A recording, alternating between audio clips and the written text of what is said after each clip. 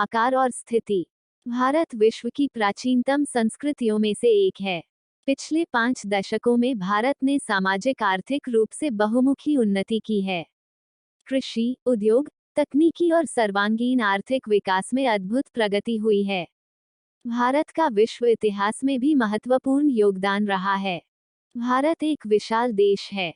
यह उत्तरी गोलार्ध में स्थित है और इसका मुख्य भाग 8 डिग्रीज 4 उत्तर से 37 डिग्रीज 6 उत्तर अक्षांश तथा 68 डिग्रीज 7 पूर्व से 97 डिग्रीज 25 पूर्व देशांतर तक है। कर्क रेखा 23 डिग्रीज 30 उत्तर में देश को लगभग 2 बराबर भागों में बांटती है। मुख्य भूभाग के दक्षिण पूर्व में अंडमान और निकोबार द्वीप समूह बंगाल की खाड़ी में तथा दक्षिण पश्चिम में लक्षद्वीप द्वीप समूह अरब सागर में स्थित हैं।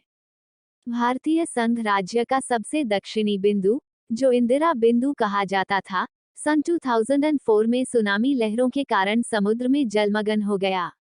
आकार। भारत के भूभाग का कुल क्षेत्रफल लगभग 32.8 लाख वर्ग कि.मी. है। भारत का क्षेत्रफल विश्व के कुल भौगोलिक क्षेत्रफल का 2.4% है।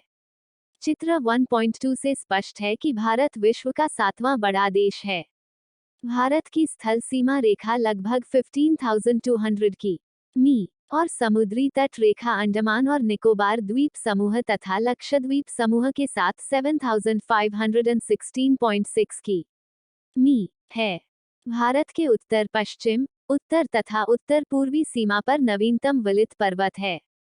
इसके दक्षिण का भूभाग उत्तर में चौड़ा है और 220 उत्तरी अक्षांश से हिंद महासागर की ओर संकरा होता गया है। इसके पश्चिम में अरब सागर तथा पूर्व में बंगाल की खाड़ी स्थित है।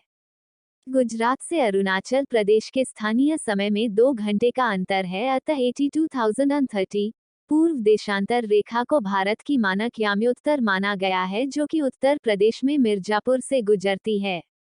अक्षांश का प्रभाव दक्षिण से उत्तर की ओर दिन और रात की अवधि पर पड़ता है। भारत तथा विश्व। भारतीय भूखंड एशिया महाद्वीप के पूर्व और पश्चिम के मध्य में स्थित है। भारतीय भूभाग एशिया महाद्वीप का दक्षिणी विस्तार है। हिंद महासागर, जो कि पश्चिम में यूरोपीय देशों और पूर्वी एशियाई देशों को मिलाता है, भारत को केंद्रीय स्थिति प्रदान करता है। देखिए, दक्षिण का पठार हिंद महासागर में शीर्षवत फैला हुआ है और पश्चिम एशिया, अफ्रीका और यूरोप के देशों के साथ साथ पूर्वी एशिया के देशों से भी पूर्वी तट के माध्यम से निकटतम संबंध बनाए हुए है। हिंद महासागर में किसी भी देश की तटीय सीमा भारत जैसी नहीं है। भारत की इसी महत्वपूर्ण स्थिति के कारण एक महासागर का नाम इसके नाम पर रखा गया है। सन 1869 में स्वेज नहर के खुलने से भारत और यूरोप के बीच दूरी 7,000 कम हो गई है। भारत का विश्व के देशों के साथ संपर्क युगों पुराना है, परंतु यह संबंध समुद्री जलमार्गों की अपेक्षा भूभागों से होकर था। उत्तरी पर्वतों के दर्रों से अनेक यात्री प्राचीन काल में भारत आए, जबकि समुद्री मार्ग बहुत समय तक ज्ञात नहीं थे। इन मार्गों से प्राचीन समय से विचारों और वस्तुओं का आदान प्रदान होता रहा है। भारत का पश्चिम, मध्य और पूर्वी एशिया तथा दक्षिणी एशिया के पड़ोसी देशों के साथ एक अद्भुत संपर्क रहा है।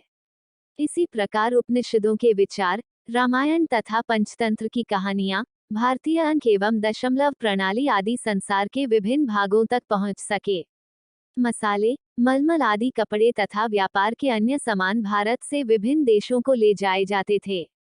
इसके विपरीत यूनानी स्थापत्यकला तथा पश्चिमी एशिया की वास्तुकला के प्रतीक मीनारों तथा गुंबदों का प्रभाव हमारे देश के विभिन्न भागों में देखा गया। भारत के पड़ोसी देश। भारत का दक्षिण एशिया में एक महत्वपूर्ण स्थान है। भारत में 28 राज्य और 9 केंद्र शासित क्षेत्र हैं। भारत की भूमि की सीमाएं उत्तर पश्चिम में पाकिस्तान और अफगानिस्तान के साथ, उत्तर में चीन, तिब्बत, नेपाल और भूटान के साथ तथा पूर्व में म्यांमार व बांग्लादेश के साथ हैं। दक्षिण में समुद्र पार हमारे पड़ोसी 2 द्वीप समूह राष्ट्र श्रीलंका और मालदीव हैं। भारत और श्रीलंका के बीच में छोटा समुद्री रास्ता पाक जलसंधि तथा मन्नार की खाड़ी है। मालदीव, लक्षद्वीप समूह के दक्षिण में स्थित है।